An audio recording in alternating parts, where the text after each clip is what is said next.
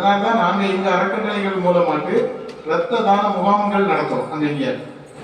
அதுபோல அவசர காலங்கள்ல ரத்த தானங்கள் செய்யறோம். அவசர காலங்கள்ல ஆக்சிடென்ட்ஸ், பிரசவ காலங்கள், அதுபோக சில தவிர்க்க முடியாத பெரிய விபத்துகள் நடக்கும்போது மொத்தமாட்டு வருவாங்க. அந்த நேரங்கள்லையும் நம்ம என்ன அவசர காலத்துக்கு டோனர்ஸை அனுப்புவோம்.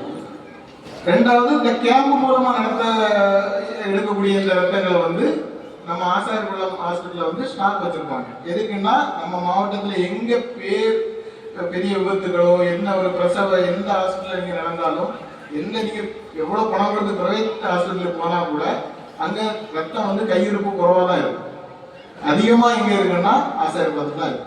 அதனால பேசிட்டு அங்க வந்து நினைச்சிருவாங்க, உடனே ஷிஃப்ட் பண்றது ஆசாரிகுளத்துக்கு தான் ஷிஃப்ட் பண்ணுவோம். அப்போ குறைஞ்சது 1000 யூனிட்டுக்கு மேல ரத்தம் அதே ஸ்டாக் வச்சிருப்பாங்க. இதெல்லாம் நமக்கு யாருக்கும் தெரியாது. எல்லாரும் நினைச்சுக்கோ பிரைவேட்டுக்கு தான் போகும், ஏன்னா பிரைவேட்ல காப்பாத்திடுவாங்க.